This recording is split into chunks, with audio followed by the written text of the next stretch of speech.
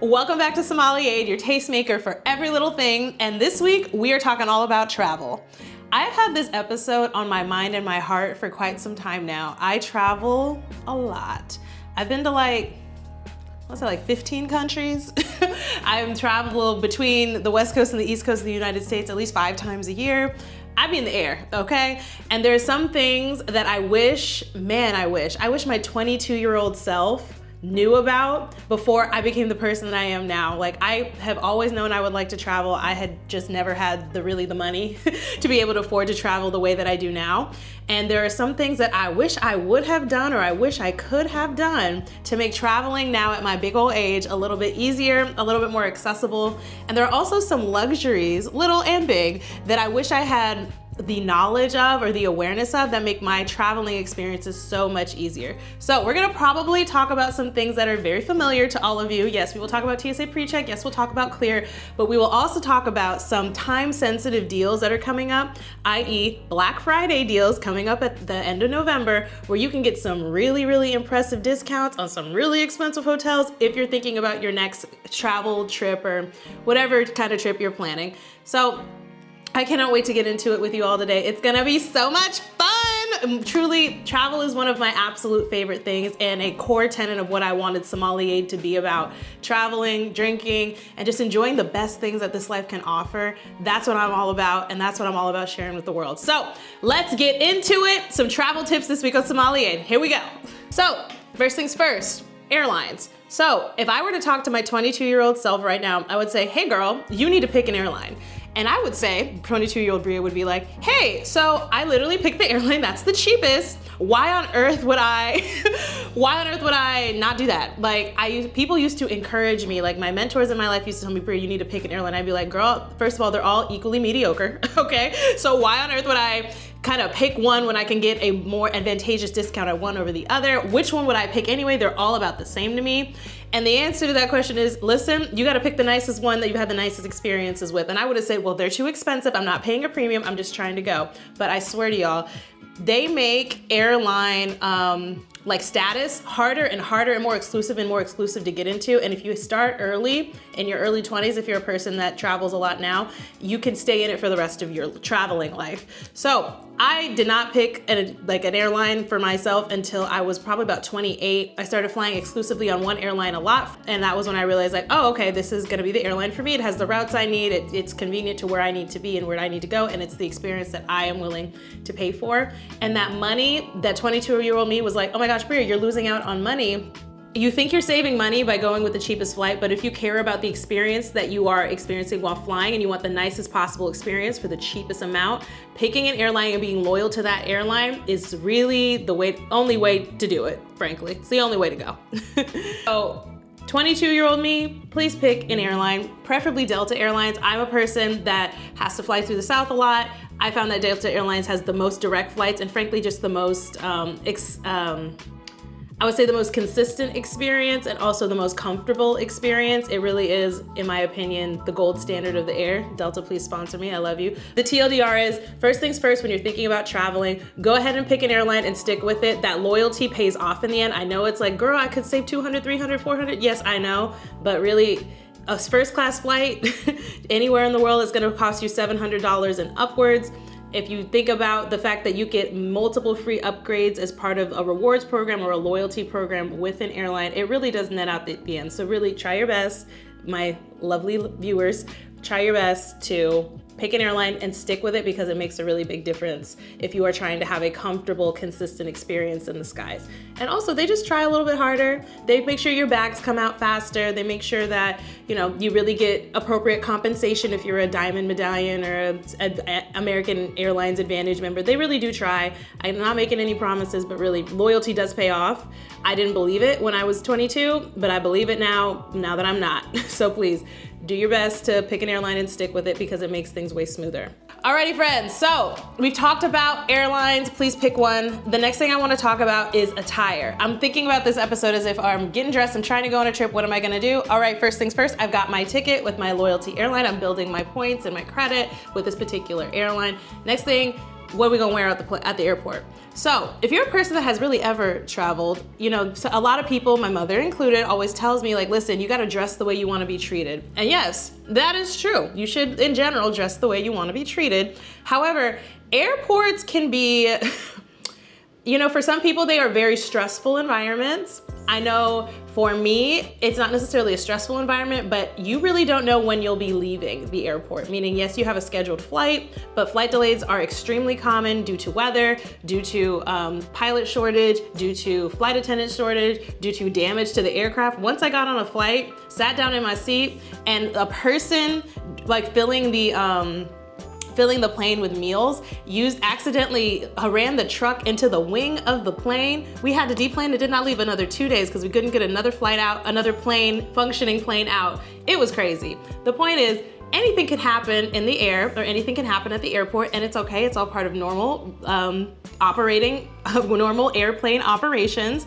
But for me, if I'm gonna deal with all this ambiguity, all this yes or maybe, all these delays, all this uncertainty, I wanna be comfortable. And the best way that I have found to be both, you know, chic and chic and put together, but also very comfortable, are sweatsuits.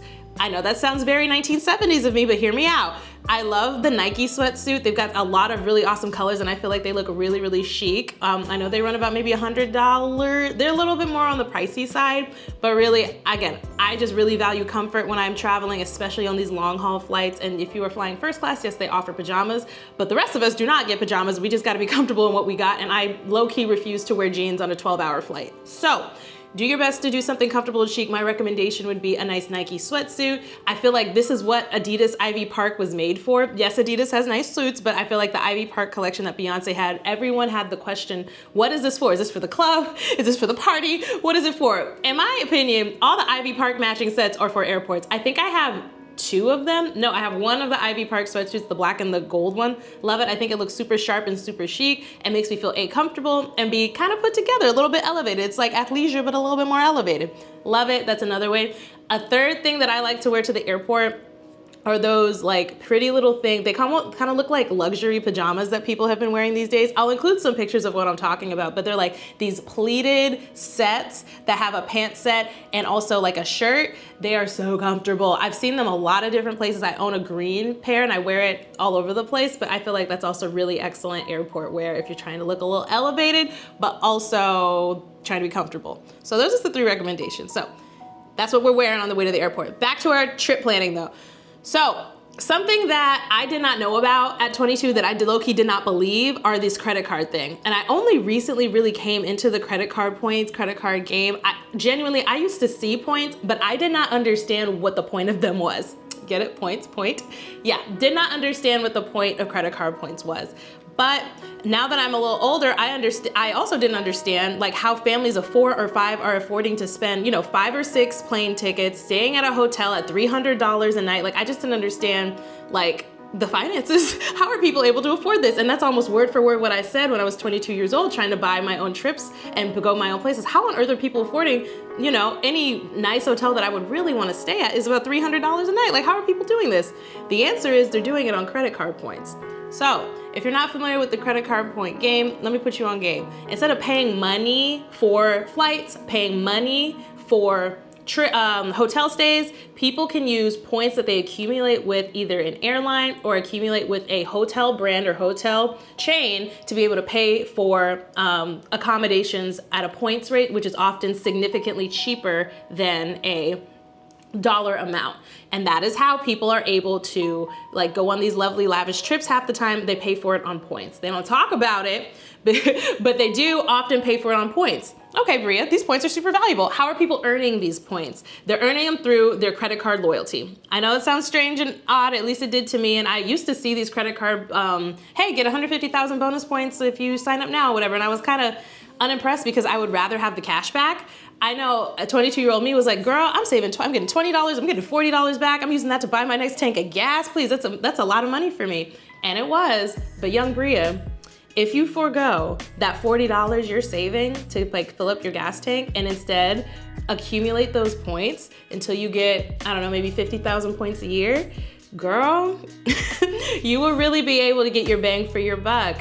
Now, I used to feel like I did not make enough money on the credit cards to be able to really justify paying the yearly fee and to be able to justify, like I just didn't feel like I could earn enough points fast enough to do what I wanted to do. And frankly, I think that's valid. I think that's fine. But I will say, the more points you rack up, the faster you'll be able to take advantage of these significant discounts. And I do want to share with people who may not be aware of, like, for real, this points thing, it's how people are able to get very expensive things by not paying anything. Like, I was genuinely shocked the first time I saw how much I had to pay on points versus anything else. Something else I want to talk about in addition to credit cards and credit card points are also using the portals that they offer you. Like, I think American Express Platinum card members, you get like 5 times points if you use them on their travel portal. And yes, sometimes, sometimes it can be helpful to use the travel portal to book your travel. But let me talk about my experiences. So I had an extended sabbatical from work a couple of years ago, and I really wanted to take advantage of the travel portal. It's supposed to be like this exclusive thing. That's what you paid all this money for. Let's see it, check it out. And the purpose of using a travel portal, I know now, is to be able to, if you have any issues with the places that you're booking, to be able to call them up and say, hey, help me, Chase. Hey, help me, American Express. Things aren't going the way they're supposed to. But that's not how, that's what I thought. That's not how things went. So I booked most of my sabbatical using my using the Chase travel portal. And there was some issue at the hotel, one of the hotels I was trying to get into in Italy. And they were like, yeah, we can't make any modifications to your reservation. And you also, I had a friend meet me in Italy, and they were basically like, well, you only booked this room for 1 person. We can't allow you to bring 2 people, and we're not gonna refund you your money. It was an unfortunate situation. It was a couple years ago. I never got that money back. I just found an Airbnb to stay at instead. But the point is, yes, you can book through travel portals, and yes, they can be a little bit cheaper and they can give you better rates than other places, but you also sacrifice the flexibility that comes with booking with points through the actual, like through Marriott themselves or through Hyatt themselves or through Hilton themselves, and you also don't earn points. So you may get the 5 times points on Amex points that you get, but you do not earn Marriott points when you book through the travel portals. And also, often these travel portals, what they really are partnerships between budget travel sites like Expedia and American Express to be able to get you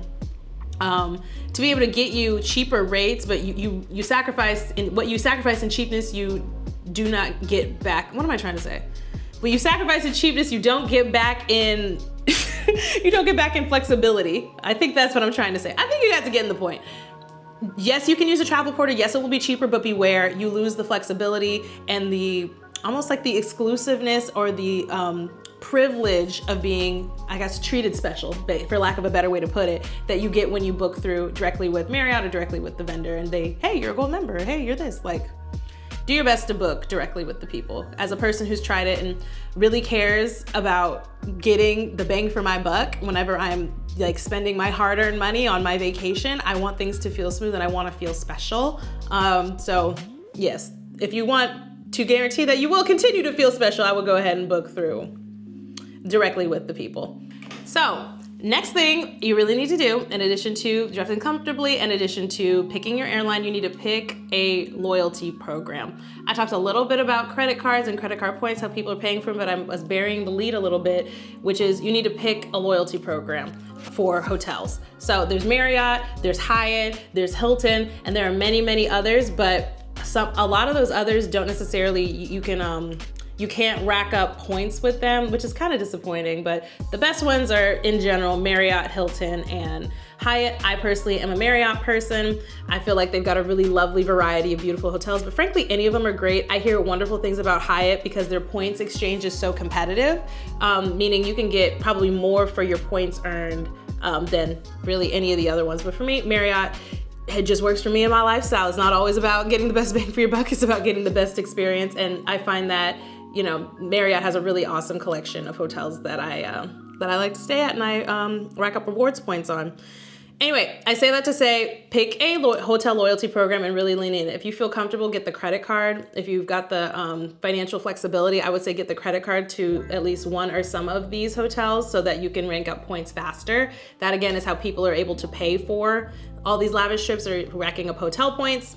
I, for one, am a big, honestly, I think they all have super competitive, like, introductory offers. So you can get, hey, you join, you spend $3,000 on the card, $2,000 on the card, you get X amount of points back. Go ahead and look it up and see what works first, but I do recommend you get a credit card to help support your travel endeavors. I know I was personally kind of scared to get a hotel credit card because I was like, well, what if I change my mind? What if I don't like it anymore? I haven't experienced enough to really know. And I would recommend just visit a couple, you know, if you can. You can even go, if you're like in a big city like LA or Chicago or New York, you can visit the premises, maybe get a nice dinner or a drink to see what your vibe is, feel it out, see what you have the best experience as. But at the end of the day, pick one so that you can stay focused, so you can rack up the most rewards in one place. I feel like a beginning of my 20s was squandered because I stayed just literally anywhere that was cheapest, and it was fine, but I would have been able, if I was a little bit more strategic, I would probably be able to reap the rewards of my loyalty now, which does make a big difference. Anyway, let's talk about travel gear. So there are a couple things that make my time in the sky like 1,000 times easier. And one, you're not gonna be surprised because you see it all over the airport and all over TikTok. It's this Lululemon crossbody pouch, okay? This thing holds everything. It's super easy. You can put it in your larger bag, you know, 2 check bags. You can put it in your larger bag. It's a lot easier to travel with. And frankly, I just love having it. I have a lot of friends that used to see me with this. They bought themselves one, and really, it's just so convenient. So you did your big one here, Lululemon. This is a winner. And something that I also carry with me, because I take this thing wherever I go, is this. It's called an Airfly. I bought it from Amazon. I think it retails for like 20 bucks. If you are flying on Delta or any airline that has like a jack or some type of aux cord so you can listen to the audio on the plane, you'll know that sometimes they'll offer either $2 or free headphones on the plane if you're traveling with an airline with a screen. Yeah, and this thing allows you to connect your Airfly to your AirPods, which is super helpful because I don't like using their, let's call it what it is, they're cheap headphones. I like using my own personal headphones that I use everywhere anyway. So the Airfly allows me to connect my AirPods to the Airfly itself and then listen to the audio through my own device, which works incredibly well for me. I carry it with me literally everywhere that I go. So those are 2 things, this pouch and the Airfly. The next thing that I always take with me everywhere I go, and maybe it makes me sound like an old person, are a pair of earplugs. These ones are from Loop. I like them a lot because they have, they're clear and see-through, so sometimes people don't even know that I'm wearing them.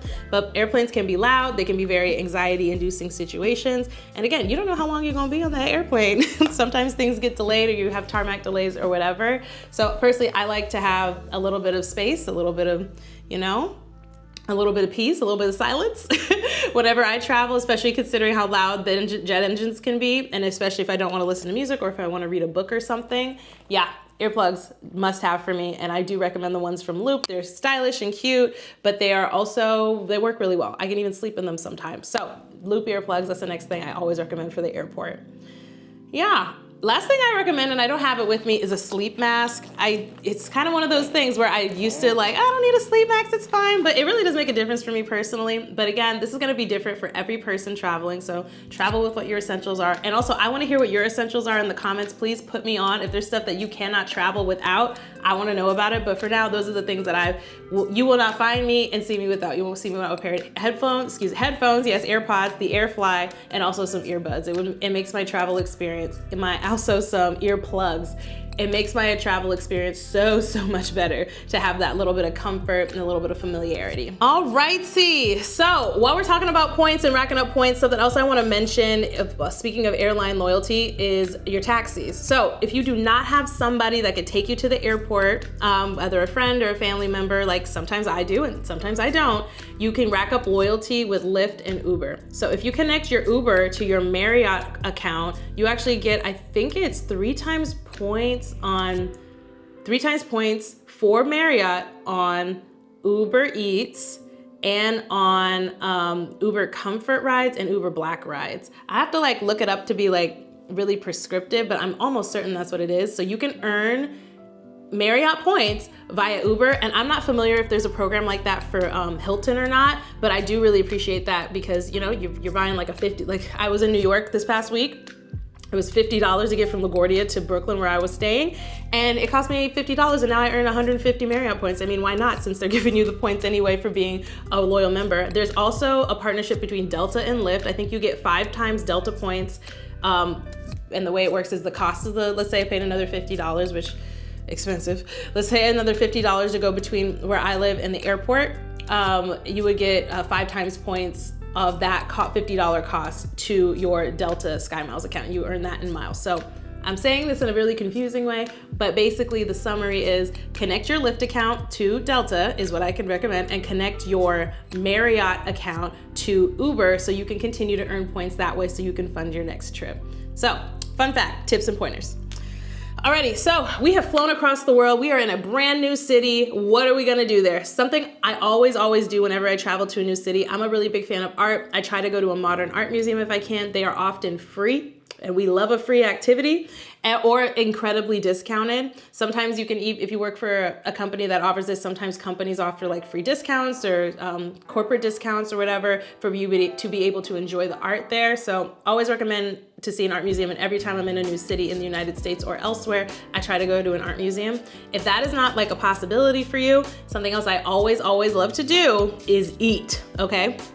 And usually, I'll go through TikTok and Instagram and I'll see the features of different restaurants, and I will add them to my Google Maps on my like saved lists so that I can remember them when I travel to that city, like, oh, I'm right next to XYZ restaurant that I saw on TikTok a couple weeks ago. I would love to actually check it out and see if it's as good as it sounds. That's one way to do it. Another way to check out like restaurants or just stuff that is worth seeing or worth experiencing is checking out the Michelin Guide. I know, very fancy. The Michelin Guide, they actually have an app. So something that I do is I go into the Michelin Guide app and I see whatever is either Michelin rated or just like recommended by the people who do the guide in the city that I may not be familiar with, and I check out the restaurants to see if they're worth the hype. That is an awesome way and an easy way to be able to like quickly navigate to some special spots around the city that you are in and hopefully get something of quality. You can never really tell, and I'm hoping to do like restaurant reviews on this channel too as we continue to grow. And let me know if that would be something you're interested in. But that's another thing I always am gonna recommend is you gotta get your Michelin Guide to check out some really awesome, valuable, just worth tasting places around the city that you're traveling to. And one other app in addition to the Michelin Guide I wanna tell you guys about, it's called Belli, B-E-L-I. It allows you to collect, and rank the restaurants that you've been to this year. It collects it from, I think, probably OpenTable, Google, and Resy. And it's like, hey, which ones of these do you like? It lets you rank them, and it helps you find other restaurants in your area that you also might like. It's a super cool app. I'm a little bit newer to it, but it has been like a really helpful thing in my arsenal to help me on my foodie journey as I try to eat my way around the world. This one's for all the foodies out there. So yeah, that was one other app I wanted to tell you about, the Michelin Guide that helps me, and then also the B-E-L-I, Belli app. I'll include a link to it below too. Okay, yay. Alrighty, y'all. So we're coming around the mountain. I guess I didn't have, this one's gonna be a little bit shorter than my 30-minute speech about champagnes last week. But the one last thing I wanna talk about are some hotel chains that you should know about that are incredibly nice and incredibly luxurious and often have 50% discounts around Black Friday. I think they have a name for it. What's the name? I don't know, there's like a name for the day. It's like on a Monday, it's like a vacation. I'll find it and put it in here, but there's a name for it, but I wasn't kind of familiar with it until like this incredible discount thing that included hotels until last year. So last year I wanted to stay at a hotel called Nomade. It's a super popular resort called Nomade in Tulum, Mexico. And I found out by going to their website that Nomade has multiple locations, one including on Isla Holbox, also in Mexico, but a little bit more of a remote location. And then I saw that Elaine Welteroth, that the influencer and author and many other wonderful things, former editor-in-chief of Vogue, she had gone there for her baby moon, and I was looking for something a little bit more peaceful for my birthday. So I looked online at Nomade's website, and it seems like they had a 50% discount. I think their nicest rooms usually retail for like $1,000 a night or something. And I was like, whoa, it's a little high. But it was a special occasion. I was celebrating a milestone birthday, and I wanted to kind of spend a little bit extra money, but $1,000 simply was just not a night. It was simply just not in my budget. So when I saw that they were 50% off, plus I think 20% off food and drink when I was at the resort, I said, okay, now we're talking. And I indeed was able to take advantage of a 50% discount at this hotel chain because they offer extreme discounts around Black Friday. So that's the thing I want to let you guys know about, that exists.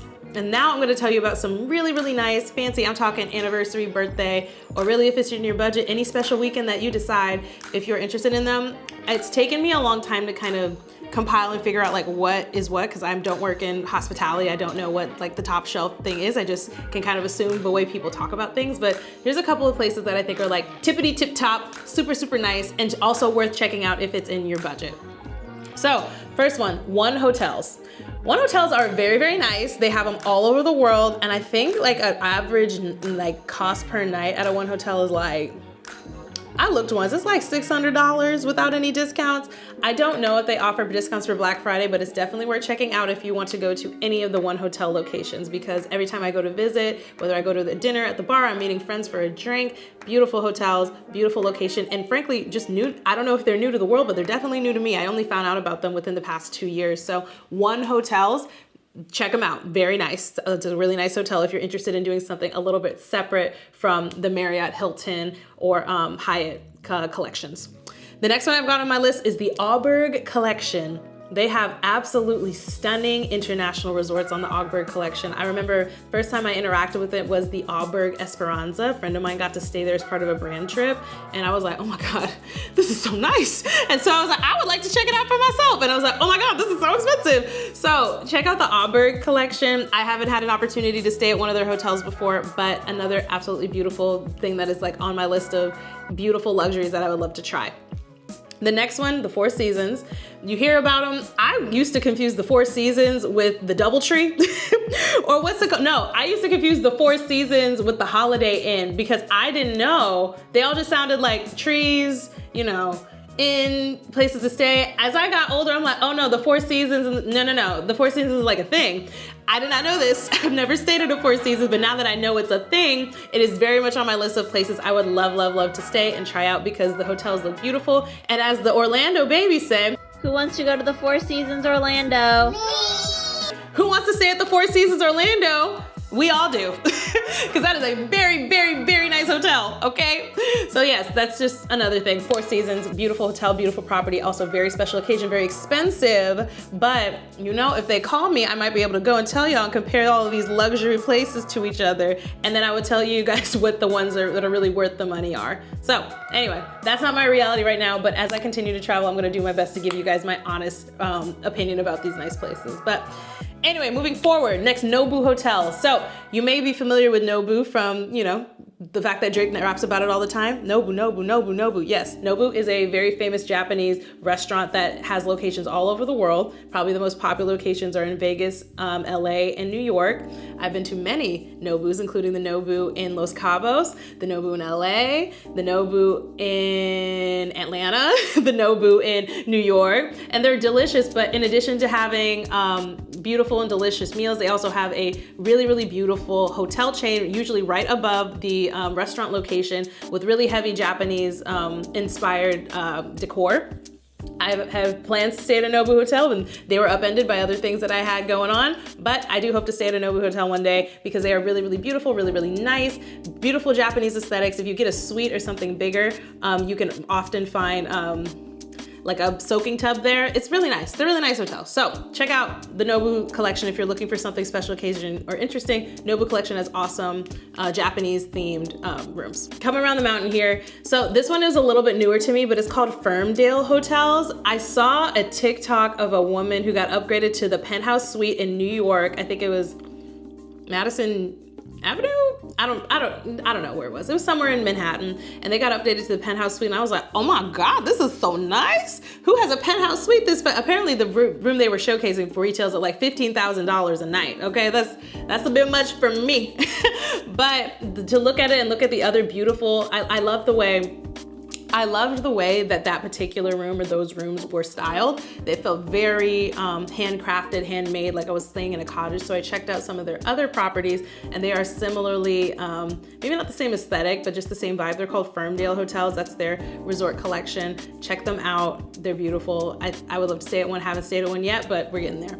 And finally, Aman Hotels and Resorts. Now, you may have seen Aman Hotels and Resort tagged in a lot of influencers. I remember, I think the very first time I heard about Aman, Lori Harvey tagged it, and I was really struck by the fact they had, it appeared to be gas burning fireplaces in every room. And I was like, oh, and really spacious rooms at that. I said, oh, this is nice.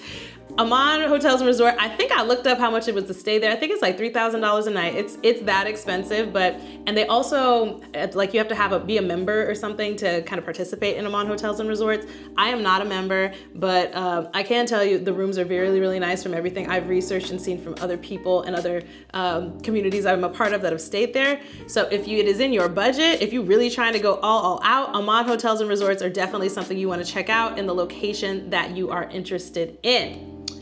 Alrighty, y'all. That's all I really had to say for the most part. I really want people to have the information to know just what's out there. I didn't know what was out there when I was 22. I was a person that aspired to be comfortable when I traveled because I had such a ferocious desire to see the world, but was often perturbed or disappointed by how uncomfortable you're expected to be to also see the world unless you are very, very rich. But these are some helpful ways I found to get around it. These are some things that I wear to make myself more comfortable. These are some things I take with me to make my travel experience more enjoyable. And these are the things that I now know, having traveled so far and wide.